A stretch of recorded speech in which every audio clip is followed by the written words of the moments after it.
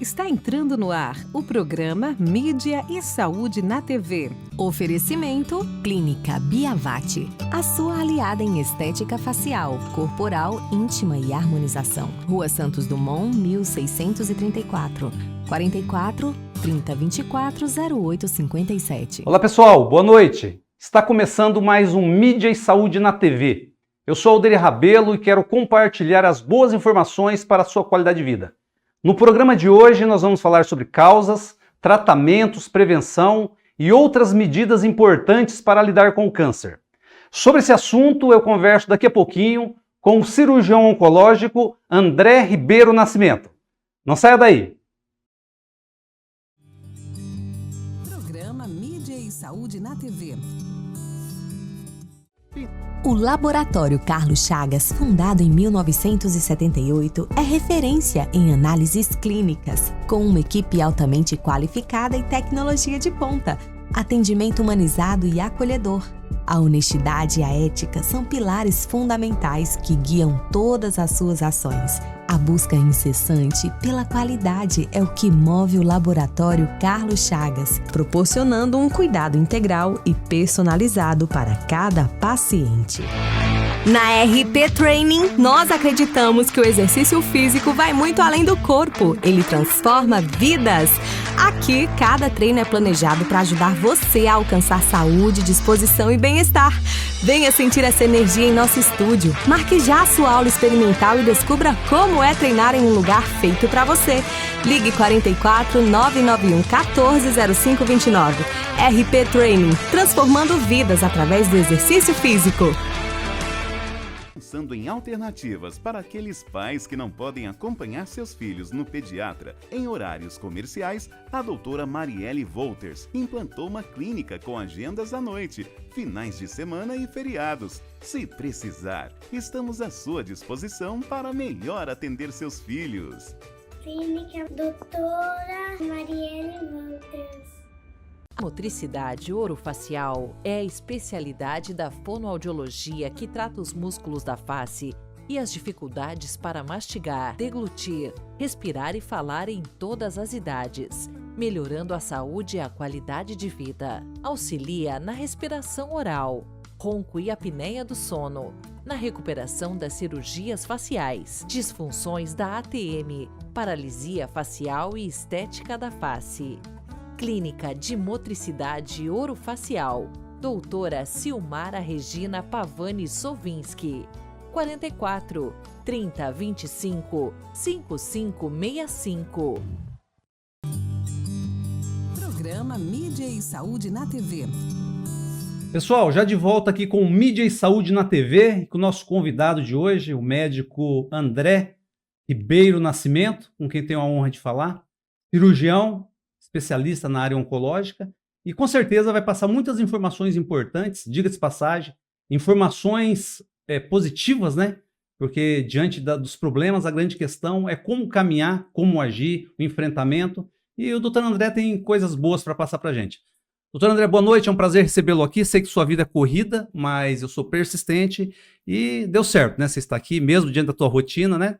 Maravilha, Aldeir. Estou muito feliz com esse convite. Para mim foi um convite inesperado, mas tenho certeza que foi Deus que proporcionou essa nossa conversa. Eu acredito que sim. E eu sempre falo, doutor, que a gente não tem a pretensão, de maneira alguma, aqui de resolver problema de ninguém. Até porque a gente não tem essa condição, de modo algum. Porém, sem métodos ou teorias fantasiosas, é legal, é um dos objetivos, é ajudar as pessoas e sempre transmitir informações que possam resolver, amenizar, levar as pessoas ao encontro da solução ou das formas de amenizar os problemas, né? E quando eu te convidei, foi justamente pensando nisso, né? Você é médico, especialista aí na parte oncológica, sim. Uma doença, quando se fala em câncer já, de cara, já é um pavor para muitas pessoas, mas a mensagem que a gente quer sempre transmitir aqui, doutor, e hoje não vai ser diferente, é isso, enfrente, busque ajuda, não aceite um problema como uma sentença final. E eu acredito que você compactua dessa ideia também, né?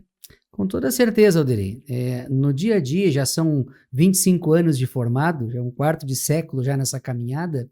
De fato, a gente consegue desconstruir esse estigma de que não tem jeito, de que o prognóstico não é bom, de que não tem solução, que não tem cura. Negativo. Claro que é uma doença que ameaça a vida com alguma frequência, mas os próprios alunos que nos acompanham, volta e meia, eles fazem um comentário: nossa, doutor, eu não sabia que o senhor dava tantas altas assim. Depois de tratado e acompanhado por, em média, 5 anos, os pacientes são liberados para retomar a sua vida. E isso surpreende até mesmo os alunos que estão quase formados no curso. Então é muito gostoso isso. A gente tem isso e tem em larga escala. Infelizmente, o câncer ele é uma das causas de mortalidade que assola a humanidade hoje, junto com o trauma, junto com a doença cardiovascular. Infelizmente é fato, mas é muito gratificante ver aqueles casos que a gente consegue intervir, mudar uma evolução, um desfecho natural e devolver para aquela pessoa a oportunidade de tocar a vida em frente. Com certeza. Eu estou conversando com você e a minha mente fica passando várias questões que eu quero conversar contigo. Tô pronto. Quem tem a síndrome do pensamento acelerado, o ansioso, ele fica pensando em tantas coisas. Eu sei que tenho muitas questões, doutor, mas eu queria começar com algo que eu acho assim, de fundamental importância. Porque eu sempre digo assim, doutor, a qualificação, o operacional, no teu caso particular, a cirurgia, é muito importante, claro, a qualificação, mas tem uma questão que, para mim, ela tem um valor de vital importância para as pessoas. A maneira que o paciente é tratado, o acolhimento. Perfeito. E você tem muito bem isso, né? Além da qualificação como cirurgião oncológico, essa forma diferenciada que você trata as pessoas, de acolher, de ter empatia com a dor do outro. Eu não tenho dúvida, doutor, que isso aí é um elemento fundamental no processo de tratamento.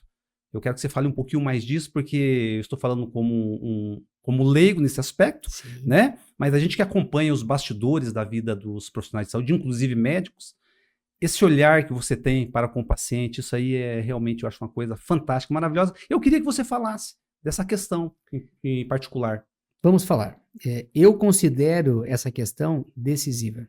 Sou muito grato a Deus por Ele ter me feito assim. Eu realmente acredito que Deus me deu esse dom, essa capacidade de bem tratar, bem cuidar, de bem me comunicar, de acolher. Eu só posso agradecer a Deus.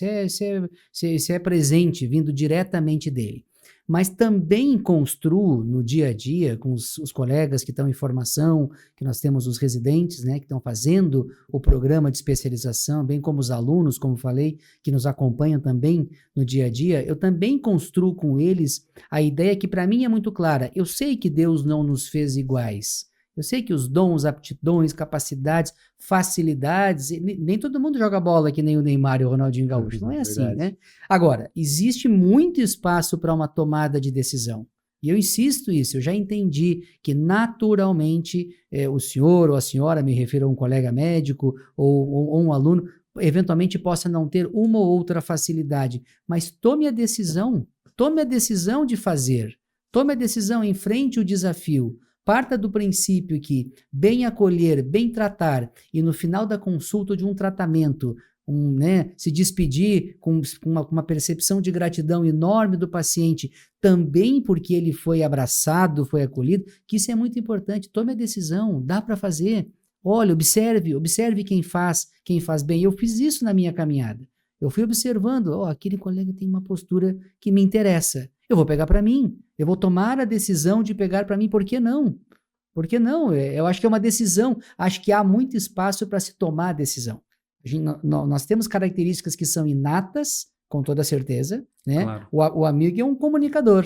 Aqui tá a aptidão, aqui está o dom, mas existe espaço para tomar a decisão de fazer aquela atividade com algumas características, com algumas propostas. Então, a tomada de decisão de fazer bem feito, e eu aprendi isso desde muito cedo com a minha mãe, que sempre me disse, vai fazer? Eu pretendo, mãe. Então, faz bem feito. É assim. Então, tomar a decisão e fazer. Aí a decisão é o primeiro passo. Depois vem o exercício, observar, copiar o que interessa, não copiar o que não interessa e colocar em prática. E não é difícil dele, além de ser muito gratificante. Simples assim. Então Então, olha, eu acho difícil o dia que eu vá receber alguém não com sorriso, não com olhar acolhedor e não com sentimento de empatia, porque, primeiro, que é muito gostoso fazer assim. O retorno é incrível, que eu escuto dos pacientes, graças a Deus, via de regra, é um retorno que recompensa, que fortifica, Com certeza. que constrói.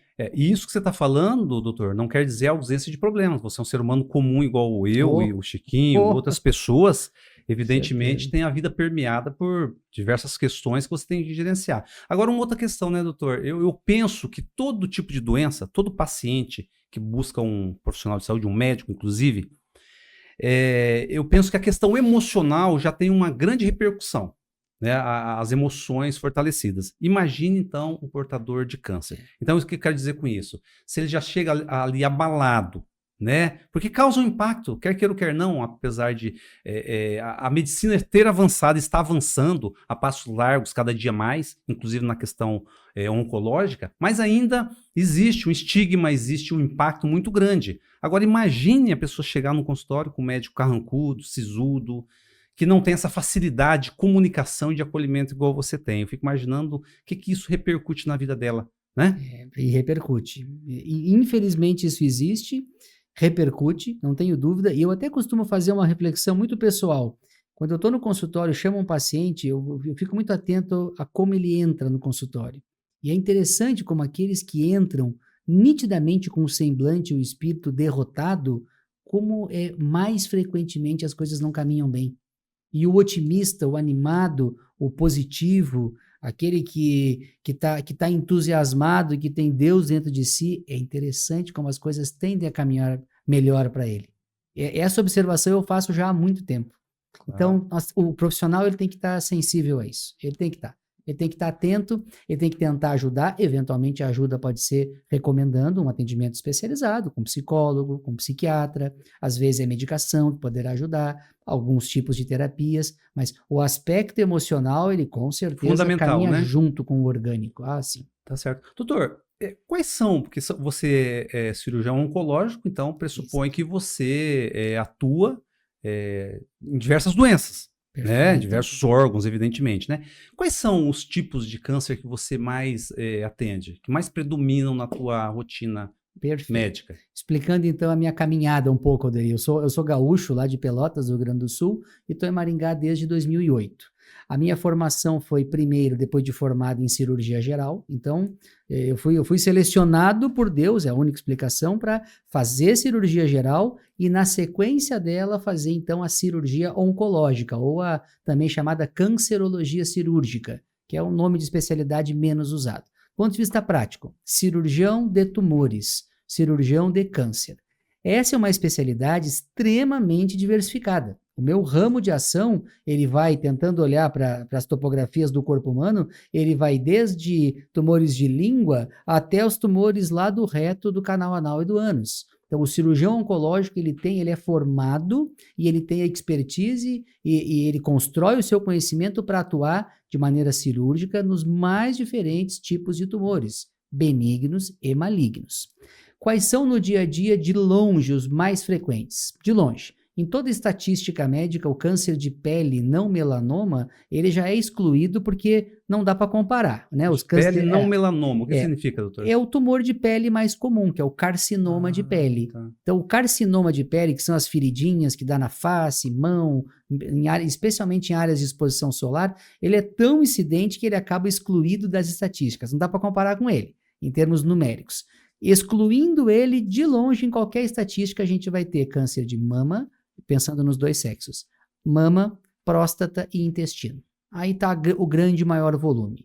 Todos os demais não é que sejam raros, colo de útero, estômago, pâncreas, rim, endométrio, ovário, não é que sejam raros, mas esses aí são um grande volume do que a gente trata hoje em dia. Então, se a gente for colocar numa escala aí colocando os 4, primeiro seria o de pele, então. O de pele. Mama em segundo? Mama em segundo, com toda certeza. Depois, juntando os sexos, próstata e o colo retal, que seriam os tumores de intestino grosso e reto. Aí está o grande volume. Num ambulatório como o nosso, certeza que de 20 pacientes, nós vamos ter 15, 16 nesses 3 grupos. Doutor, 3 tipos. e os fatores que causam esses tipos de tumores são sempre os mesmos ou variam de acordo com o tumor? Por exemplo, mama, são fatores diferentes, de intestino, de próstata. Como que você vê isso aí? Qual a tua avaliação? Eu vejo assim, Alderi, nesse questionamento são vários os aspectos a abordar. O primeiro aspecto, assim, é muito comum as pessoas leigas se referirem ao câncer de uma maneira muito genérica. E não é assim que funciona. Não dá. Os paralelos entre um câncer de mama e um câncer de próstata são muito distintos. E um câncer de intestino e um de pâncreas, não dá para a gente estabelecer tanto elo de ligação entre eles. São capítulos independentes do livro. São capítulos diferentes. Então, quando a gente vai entrar em relação aos tumores específicos, o ideal é a gente dissecar um de cada vez. Senão nós vamos ter, as situações vão se tornar complexas. Eu entendi. É fato que existem algumas exposições ambientais que são comuns a muitos cânceres. Por exemplo, o tabagismo.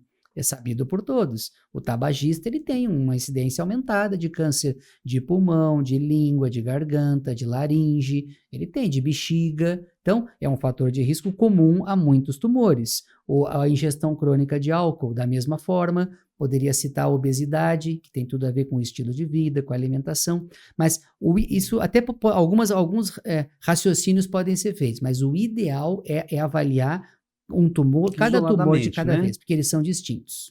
São distintos. As reflexões sobre fatores causais, fatores que estimulam ou que protegem, eles pertencem a cada um dos tipos de tumores ou neoplasias, como a gente costuma chamar.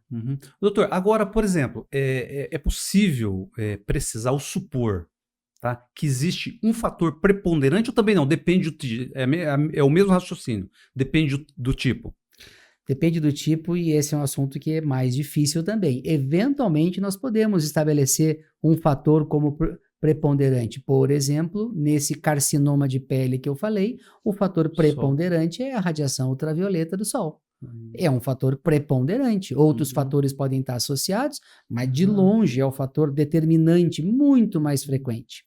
Tem um outro dado que eu acho bem interessante para colocar para o público, que acho que ilustra, que é um aspecto bem interessante. Se nós pegarmos todos os cânceres são os tumores malignos, já fazendo um contraponto, um paralelo com os tumores benignos, que é um outro tipo de doença, que não trazem maior ameaça, que não dão espalhamento pelo corpo, não dão as raízes, né?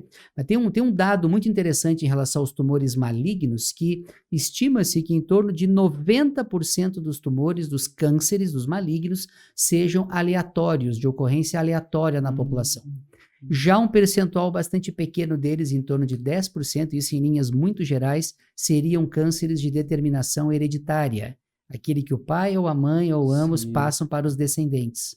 Então, é um percentual muito pequeno essa questão do câncer hereditário. Isso olhando para os cânceres de modo geral, colocando todos no mesmo grupo. Claro que se a gente vai para a individualidade, as coisas mudam um pouco. Mas em linhas gerais, a maioria é aleatório, não tem uma história familiar. Às vezes a gente mal reconhece algum fator associado e o câncer está lá. Simples assim. Doutor, agora como que você vê?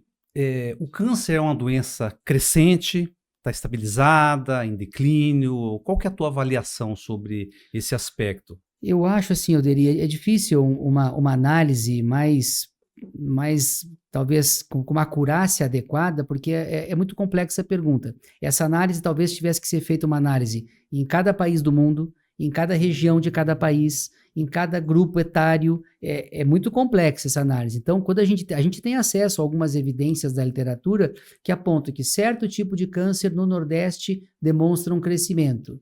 Já o mesmo câncer na região sul deste país demonstra um declínio. Aí eu vou para um país da África, eu já tenho um outro tipo de gráfico ao longo das décadas. É complexo então, mesmo. É muito complexo. E tem um aspecto, talvez, que deva ser chamado a atenção, que dá a percepção para muitas pessoas, muitas vezes, de que um ou outro câncer vem crescendo muito a sua incidência, mas muitas vezes o que acaba acontecendo é o acesso ao sistema de saúde, ao acesso ao diagnóstico, aí o diagnóstico vem e aquele paciente não morre mais de nó na tripa. Agora é sabido que ele tem um câncer de intestino. E aí é isso, ao longo das décadas, não precisamos voltar muitas décadas não, para a gente não ter estatística adequada. Isso está sendo construído. Verdade. A medicina é incrível. Quando a gente para e faz reflexões de 3 décadas atrás, 4 décadas não tinha internet, 5 décadas, um pouco mais de 100 anos, um pouco mais para trás não tinha anestesia. É tudo muito recente. Claro. É tudo muito recente e em constante construção. O nosso país, que é um país que tem naturalmente um orçamento para a saúde como um todo limitado, se eu for comparar com países de primeiro mundo, é limitado, investe muito menos. Nós temos um déficit, uma defasagem aqui em relação às nossas estatísticas. Alguns lugares do mundo conhecem a estatística de tudo, o tempo todo, constantemente atualizada. Nós temos dificuldades, mas o INCA tem um esforço de manter um registro hospitalar de câncer, especialmente nos serviços que são referência para o SUS, e aí alguns dados nós temos, normalmente de muitos anos atrás, mas temos. É verdade.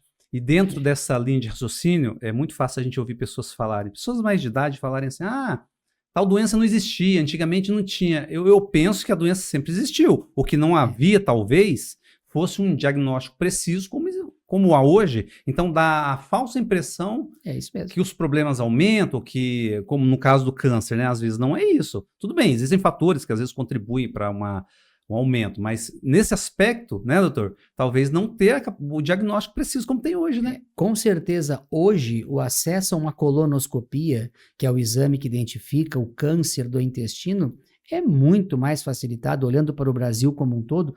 Também não dá para ficar olhando para Maringá, que é um polo com N hospitais, N clínicas, mas para o Brasil como um todo, o acesso a uma colonoscopia hoje é incomparável com 20, 30 anos atrás. Incomparável. Então, existe muito mais clareza, evidência e diagnóstico, com certeza. Mas é verdade também que o estilo de vida moderno, em algum grau, ele impacta. Contribui.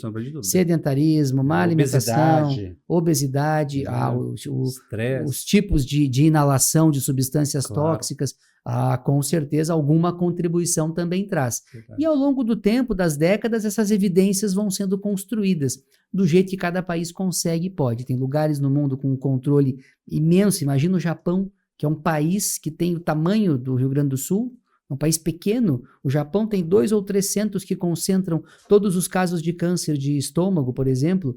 É muito menos difícil ter os dados, ter estatísticas, está tudo rastreado. Aqui no Brasil as realidades são distintas. Cada estado, cada cidade é uma realidade distinta. É verdade. Doutor, eu falei previamente que eu tinha muitas coisas para te questionar, né? Muitas perguntas, né? Mas vamos fazer um breve intervalo aqui e na sequência a gente dá continuidade. Ok. Tá bom? Beleza. Pessoal, um breve intervalo aqui para nossos comerciais. Na sequência, a continuidade desse assunto aqui com o nosso especialista de hoje. Não saia daí. Programa Mídia e Saúde na TV. Eco Maringá, clínica de imagem especializada em ultrassonografia vascular, ecocardiograma adulto, ecocardiograma infantil e ecocardiograma fetal. Eco Maringá, há 30 anos cuidando de você. Tradição e confiança na realização de ecodoppler color cardiovascular infantil e ecocardiograma fetal. Rua Luiz Gama, 500, Maringá, Paraná. Fone 44 3262 3455. Quem respira melhor, dorme melhor. Se você ronca, pode ser o início de uma doença grave, a apneia do sono. A Respirar Shop oferece um tratamento especializado com supervisão do fisioterapeuta Guilherme Munhoz, um especialista em tratar distúrbios do sono através do equipamento CPAP.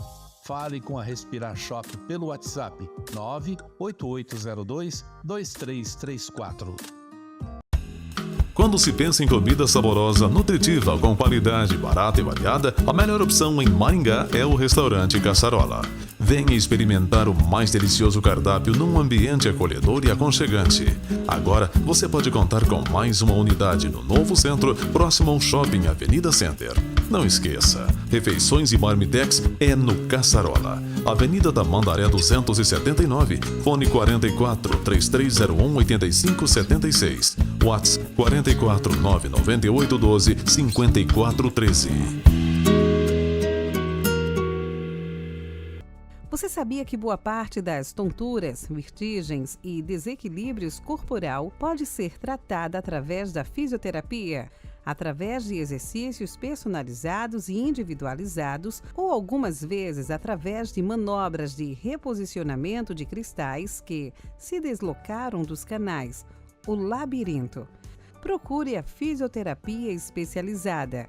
Ellen Matsumoto Meneghetti, Fisioterapia Vestibular, 44 99923 0000. Na Galen, Farmácia e Manipulação, cuidamos de você de forma única. Nossos farmacêuticos, referências do setor magistral, preparam o seu medicamento de forma personalizada, atendendo às suas necessidades. Visite-nos e descubra uma nova abordagem para a sua saúde. Avenida Rio Branco, 55, Zona 4, Maringá. 44 30 26 49 48. WhatsApp 44 99844 2229. Programa Mídia e Saúde na TV. Pessoal, já de volta aqui com Mídia e Saúde na TV e com o nosso entrevistado, Dr. André, e vamos ver mais informações importantes. Por exemplo, quando que o paciente tem que fazer quimioterapia, radioterapia, a própria cirurgia ou todos os procedimentos ao mesmo tempo. É isso, né, doutor?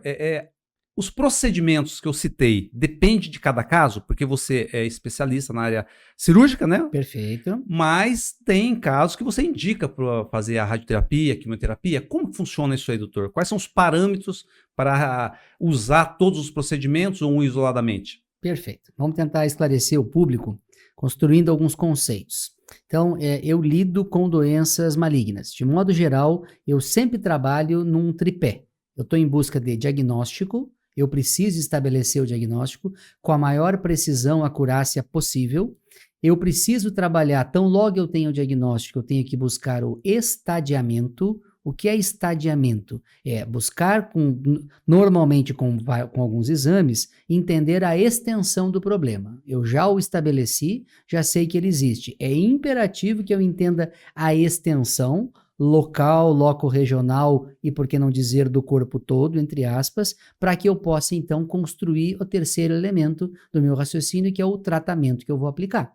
Então, ter um diagnóstico é imperativo, ele tem que ser preciso. O tipo de tumor muda o tratamento, características dentro de um mesmo tumor, características secundárias mudam o tratamento.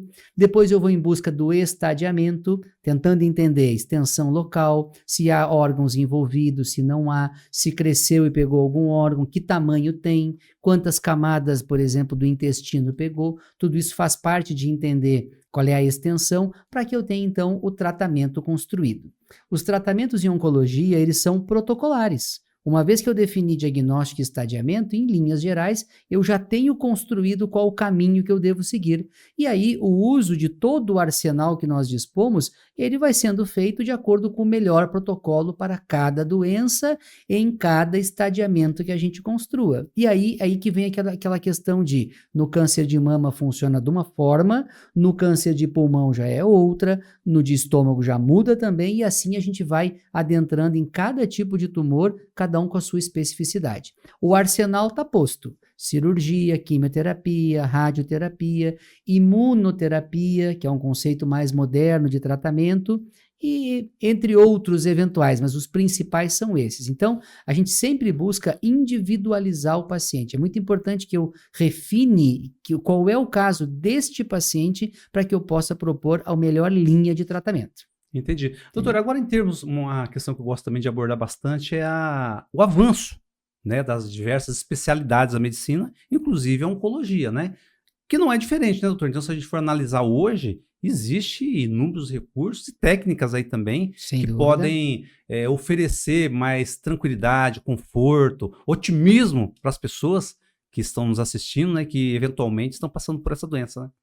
Os avanços, Alderi, são ininterruptos. Chega a ser assustador a intensidade dos avanços. Em relação a drogas novas, do tipo quimioterapia, imunoterapia, em relação a terapias sistêmicas, que seria o conceito de ofertar um remédio, seja via oral ou injetável, na veia ou no músculo, mas ofertar um remédio que vai atuar no corpo todo, é impressionante a frequência de drogas novas que são estudadas, que são lançadas, que são validadas para o uso nas mais diferentes neoplasias, mais diferentes tumores. É impressionante a frequência. Claro que a absorção disso, de acordo com o conceito do SUS, da saúde privada e nos diferentes países do mundo, cada um vai seguir uma dinâmica muito própria. Nem tudo que surge no mundo, na semana seguinte, está disponível aqui em Maringá. Claro. Não é assim que funciona. Existe um processo, existem agências que regulam e que estabelecem a disponibilidade ou não. Mas o avanço, ele é assustador. Na minha área, na cirurgia, ainda que eu ainda tenha muitas coisas no meu dia a dia que eu faço com cirurgia aberta, a famosa cirurgia com corte, estou me referindo especificamente ao abdômen, né, a barriga. Tem muita coisa que eu tenho que resolver com corte, é verdade, mas o avanço das últimas décadas na cirurgia minimamente invasiva, inicialmente com a videolaparoscopia e mais modernamente com a cirurgia robótica, é incrível, é incrível. Claro que não é para todo mundo e nem para toda circunstância, mas quando bem indicado, o avanço ele faz uma diferença enorme. Faz. Entendi. Você tem uma rotina, é claro, né, doutor? Você atende na clínica, depois tem hospital, todo dia você opera pacientes com câncer? Sim, de modo geral, eu diria assim, que a vida do oncologista, ela fatalmente, para a grande maioria de nós, tanto o cirurgião quanto o outro profissional que é o oncologista clínico, é muito comum que a gente divida a nossa energia e tempo entre o SUS e a saúde privada. Então, de fato, hoje eu faço parte, desde 2008, do Serviço de Oncologia do Hospital Santa Rita, que é referência para o tratamento de câncer aqui na região, uma das referências, e eu faço parte de um grupo de 6 médicos que conduzem esse serviço, entre clínicos e cirurgiões. E nós também temos a nossa clínica, onde atuamos na saúde privada, com convênios e particulares. E a grande maioria dos profissionais acaba fazendo esse misto de atividades, porque a atenção pelo SUS ela é absolutamente bem definida. Na parte do câncer, tem muitos tratamentos que são inimagináveis de serem disponibilizados ou até pagos de maneira particular, e o SUS vem como um grande respaldo para a população para conseguir fazer um tratamento de qualidade. Então, o tratamento existe, funciona e é eficiente. Então, a gente acaba dedicando a nossa energia também nisso. E na saúde privada, a gente sabe que muitas pessoas têm convênios e também a gente oferece a nossa atenção. Claro. Doutor, agora como é atuar? Eu acho que diante de todas as doenças, o profissional que está do outro lado, é claro, ele sensibiliza, né? Se compadece, mas eu acho que no câncer muito mais. Mas você é um ser humano, Sim. né? Dotado de sentimento, de emoções, né? Como que é ser médico e se deparar com situações que, evidentemente, são vários níveis, mas você se depara com situações gravíssimas, pessoas na iminência da morte, né? Como que é ser profissional, atuar, fazer a tua parte e, ao mesmo tempo, eu não digo não se contagiar propriamente, mas porque se você for se deixar levar emocionalmente, ele trabalha, porque é tantas coisas assim tristes, né, doutor? Como que é essa separação? Ser profissional, ter empatia, ter o acolhimento, mas saber separar num aspecto de eu preciso atuar, eu preciso ser médico, eu preciso ajudar. Porque se a sensibilidade prevalecer, a questão emotiva prevalecer, eu não atuo. Como que é essa questão? Boa pergunta, né, Alderi? Bom, eu já estou há 25 anos nessa caminhada de médico. E às vezes tem coisas que a gente nem lembra mais como é que era lá atrás. Com toda certeza, a experiência vai te deixando com o couro um pouco mais firme. Então, o grande segredo, se houver algum, é, de fato, preservar a empatia, preservar a sensibilidade e, ao mesmo tempo, conseguir distanciar para não sofrer num nível semelhante ao do paciente e da família. Não dá, não funciona. Ou eu sou o profissional assistente, ou eu sou um familiar que está sofrendo junto. As duas coisas são muito difíceis de coexistirem. Então, eu acredito que ao longo da caminhada a gente tem tanta exposição a essas situações, a gente se vê obrigado a criar carapaça de proteção. E a gente consegue. Eu te confesso que fortalecer, né? eu consigo ter empatia, eu acho que eu consigo, eu tenho essa percepção de ter empatia, de perceber o sofrimento, atuar da minha melhor forma, mas encerrar aquela consulta e seguir as atividades, seguir a vida. A gente consegue. Eu não sei explicar bem o que mais eventualmente possa ser necessário, mas eu sei que isso é necessário que assim seja, senão, de fato, não dá. E talvez a palavra profissionalismo possa ser utilizada. Talvez. Eu tenho que ser profissional. Não estou lá para chorar junto. Claro, né? Isso aí não significa insensibilidade de modo algum. Não. Né? Ser profissional é essa palavra mesmo. Essa é a chave. Se eu lidar com aquela situação como alguém que lida carregando qualquer tipo de objeto de um lado para o outro, eu acho que isso não vai dar certo e é, no mínimo, uma perda de oportunidade tremenda.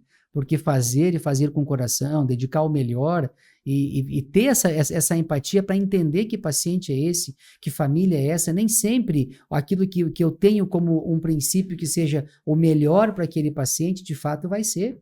E às vezes, com 15 minutos de conversa, eu já me convenço. Para o senhor ou para a senhora, o melhor não é o que eu estou pensando. Claro. E aí eu tenho que ter sensibilidade para isso. Com certeza. Né? Doutor, agora, existem situações que mais te impactam, digamos, emocionalmente no teu dia a dia aí? Ou você já conseguiu criar essa resistência, esse fortalecimento a ponto de falar, bom, epa, eu preciso separar mesmo, então...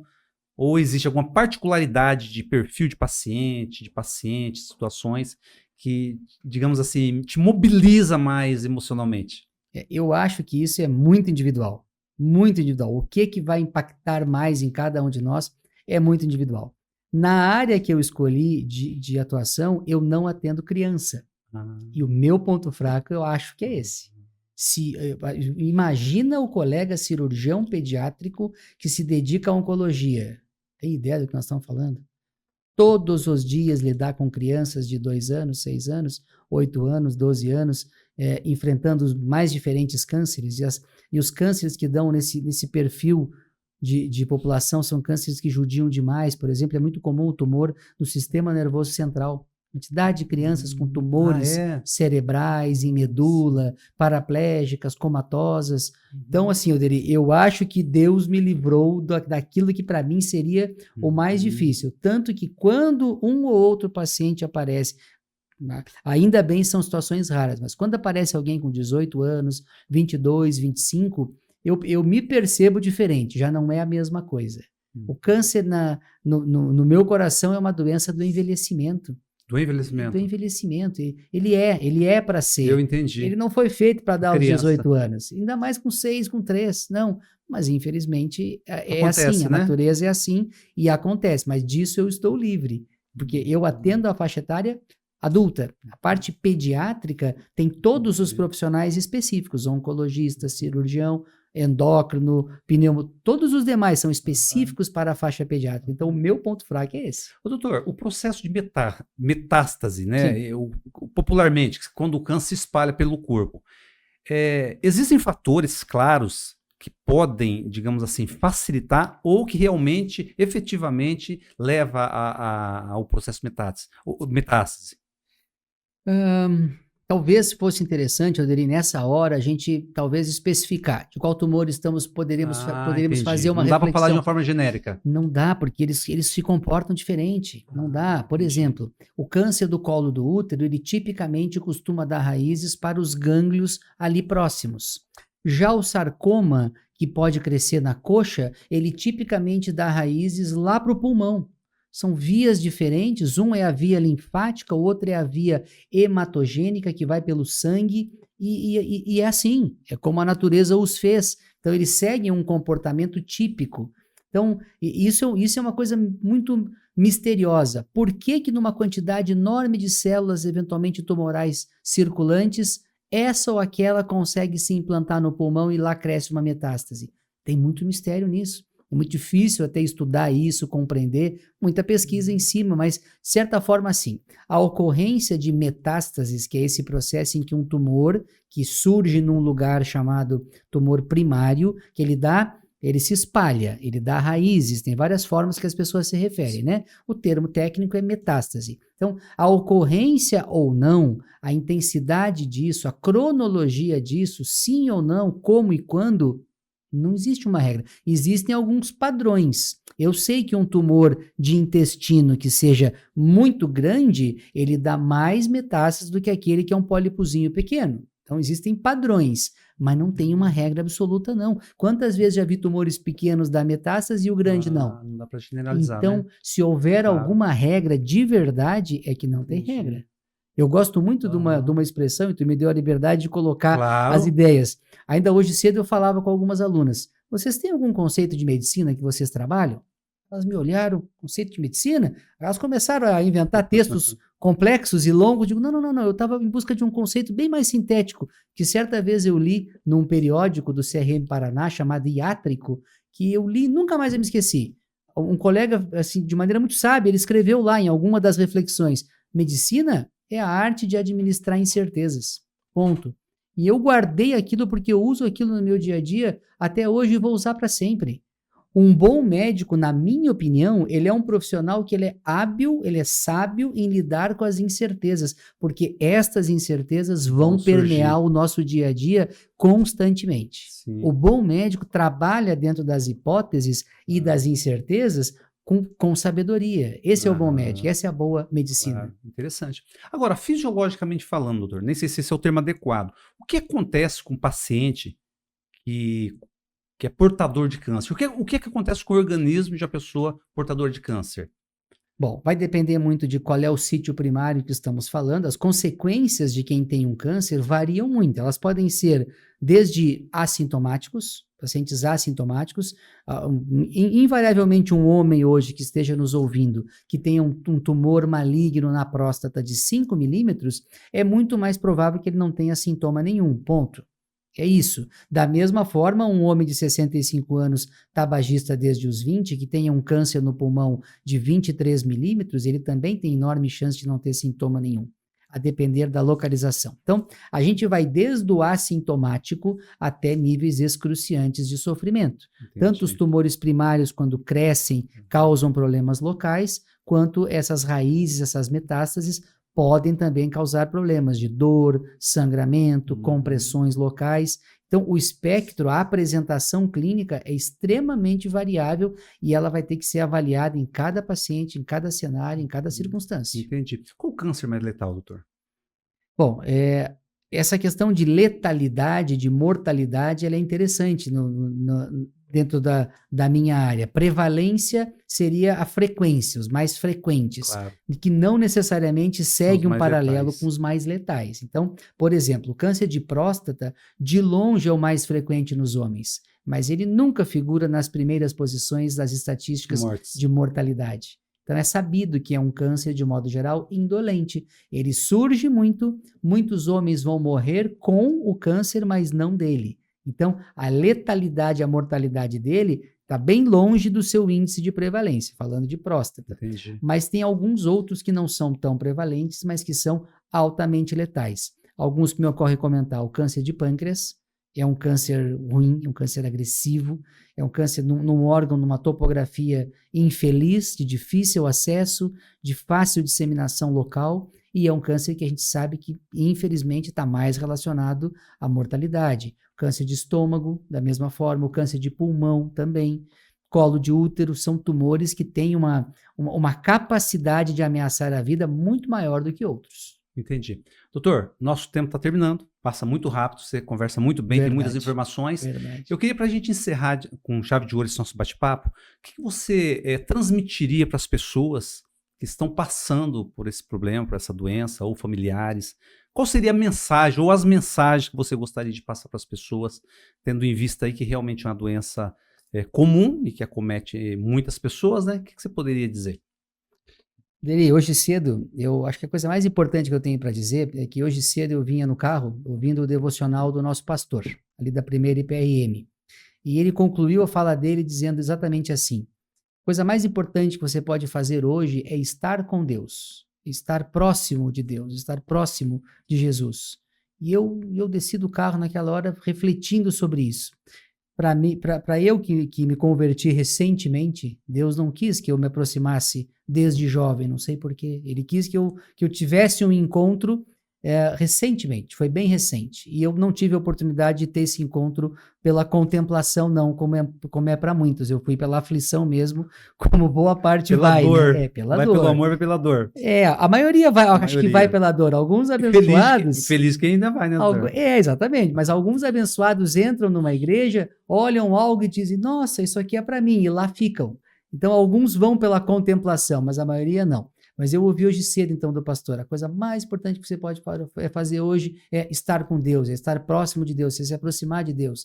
e eu tenho que concordar com ele. Depois de tudo que eu tenho vivido recentemente na minha vida, eu sou obrigado a concordar com ele. Então, recentemente eu tive a oportunidade de batizar lá em casa o meu cunhado, que está adoecido de uma doença maligna, que vem enfrentando um desafio gigantesco, e eu tenho certeza que isso foi muito importante na vida dele.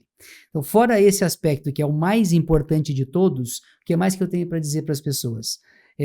O estilo de vida, ter cuidados que tentem reduzir a chance de a doença existir, tem muito papel. Eu lembro que apenas 10% são doenças determinadas pela genética, pela hereditariedade. A maioria é aleatória, e nessas ocorrências aleatórias, o nosso estilo de vida faz diferença. Aí a gente cai nos conceitos: vida saudável, boa alimentação, evitar a obesidade, não fumar, não beber. São conceitos até que lógicos, que a gente, de modo geral, todo mundo sabe, mas é difícil colocar em prática. Eu reforçaria que isso provavelmente tem muito impacto na prevenção e no enfrentamento mais adequado. Não é só também prevenir a ocorrência da doença. Quando a doença se impõe em alguém que tem um organismo saudável, bem cuidado, ele enfrenta melhor o desafio. Então, acho que a minha mensagem é fundamentalmente essa. E, claro, não ter a esperança, ou pedir para Deus para que as coisas caminhem bem, eu acho muito importante, mas no fim das contas a vontade dele vai prevalecer e estar perto dele vai ser tudo. Lá no final vai ser tudo. Tá certo. Doutor, muito obrigado pelo esse bate-papo, foi muito bom, tá? E já te convido para você vir novamente aqui conversar com a gente. Tem muitas coisas, não consegui esgotar. Então você já coloca na tua agenda, porque tem muitas coisas. Nós não entramos especificamente nos tipos de cirurgia, que é a tua área, né? Nossa, então tem muitas coisas, tem uma gama de questões que eu gostaria de saber. Então, para isso, eu quero que você esteja mais próximo da gente aqui. Tá bom? Desejo uma boa noite para você e muito obrigado, grande abraço, até a próxima. Muito obrigado, boa noite a todos. Obrigado. Pessoal, Mídia e Saúde na TV está terminando por aqui. Obrigado a todos vocês que nos acompanharam, tá? Mas nos encontramos na terça que vem. Não deixem de acessar nossas redes sociais e se inscrever no canal Mídia e Saúde na TV. Forte abraço e até terça.